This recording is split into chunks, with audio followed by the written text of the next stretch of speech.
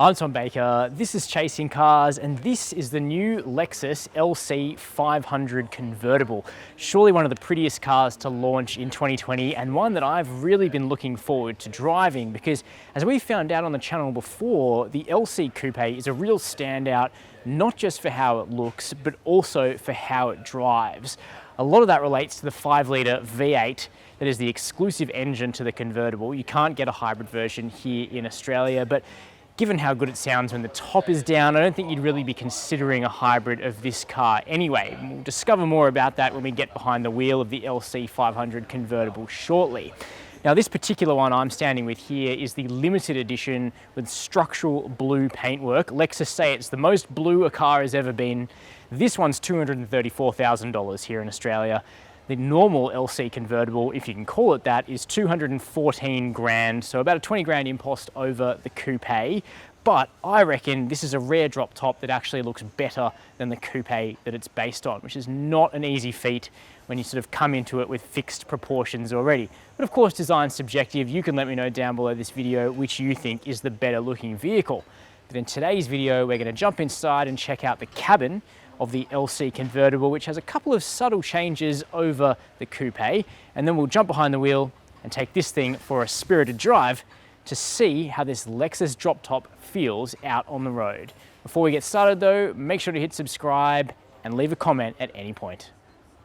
So I've had to put my sunglasses on because it's only October, but Sydney is already so bright, and so is the interior of this limited edition LC 500 Convertible. The standard cars come with either a black or an ochre tan interior, but if you're one of the lucky 10 that buys a limited edition, you get this white and blue cabin, which is really quite unique. The exterior color was apparently inspired by a rare butterfly. The interior has got to have been inspired by yachting in the Riviera or something like that, because that is the lushness of the vibe in here. White on the seats, blue up here on the dashboard, a white leather steering wheel. I mean, hello, it's all happening.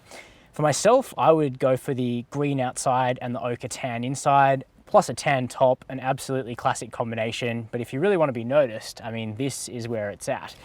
The rest of the cabin here is very similar to the LC Coupe, so the dashboard remains the same, built around this screen up here. Not a touchscreen, it is driven by the Lexus trackpad, which is infuriating to learn, but you do eventually get to the bottom of it.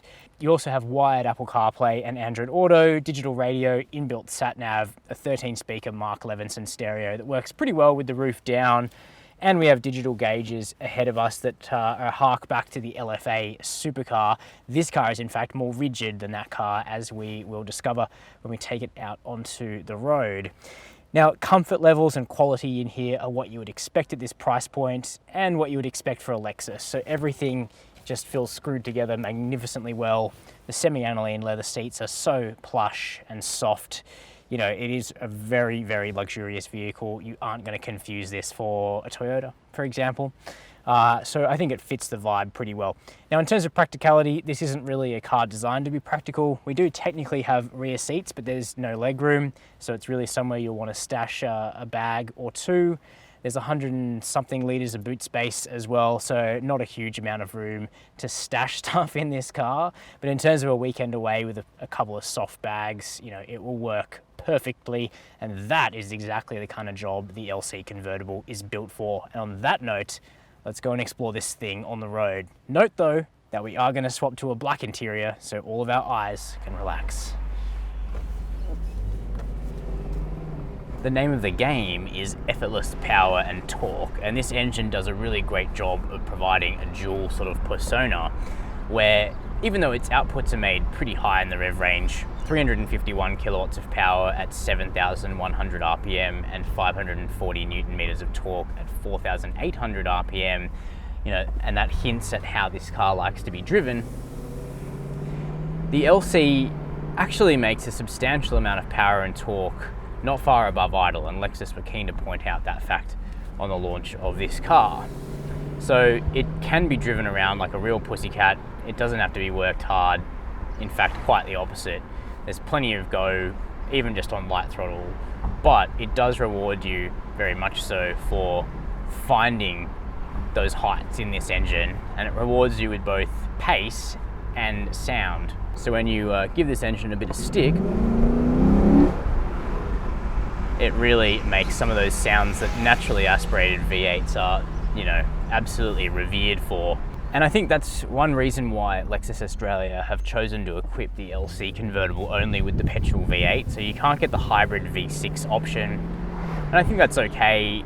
That engine has some charms of its own, but it does make some interesting sound effects kind of while it's changing between the petrol engine and the electric motor, for example. I think some of those things wouldn't be especially attractive in a convertible.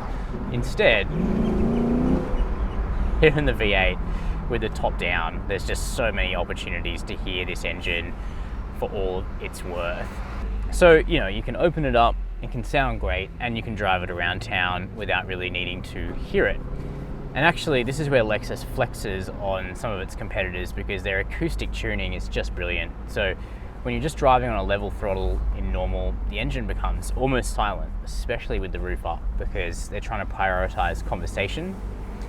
But if you shift it into sport mode with the dial up here on the cowl, then it starts bringing that noise right to the forefront. And the good thing is that all of that noise is this engine. There's nothing made up or really synthesized. There is some selective amplification, so we hear the best parts of it here in the cabin, but this is all Lexus 5-litre V8. No need to make up any sounds when the engine sounds this good. Now, the engine is obviously something great and it can really boogie, but the ride and handling is also really good in the LC Convertible. It's not quite as sharp as the coupe right out of the blocks. It's pretty tough when you cut half the metal structure out of something to keep it feeling quite as rigid and tied down. Lexus have certainly had a good stab with the LC Convertible. It can boogie, it does feel nice and secure proceeding down a country road. It's just that you will notice a couple of little shimmies, especially when you hit a bump on a corner at speed. It's just a lot to ask a convertible chassis to do. And the LC is better than most. It does a pretty good job of managing it. It's just that the effect is there and you will notice it. So for really enthusiasts, the coupe with the new performance pack is the way to go. That feels absolutely sublime on a country road. But of course, you're not getting the beauty of the top-down vibes. And I think that's one thing that is going to make the LC Convertible, if not the most desirable member of the LC range, certainly close to it. Because I mean, this is special. This is really, really special. Something incredibly enjoyable to experience.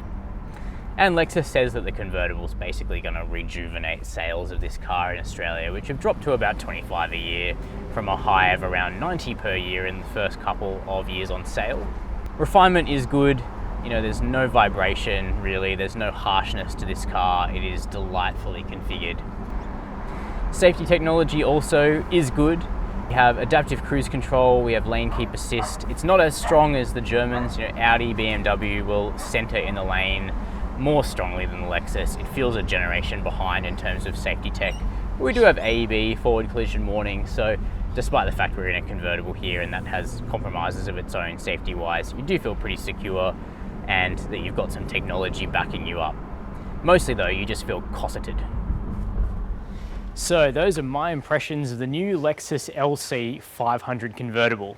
This car is absolutely an indulgence and something that's limited to a very privileged few, but for those that are able to buy into a car like this, the Lexus drop-top LC really is something special. It still has one of the most traditional V8 engines in the industry, no turbochargers here, so you can enjoy that real wail and blare of the 5-litre V8 with the roof down, especially as Australia is now pulling into summer, perfect weather for a car like this. So you can let me know down below this video what you think of the LC 500 Convertible. Is this one of your dream cars? While you're there, make sure to hit subscribe and the notification bell. And as always, thanks for watching Chasing Cars.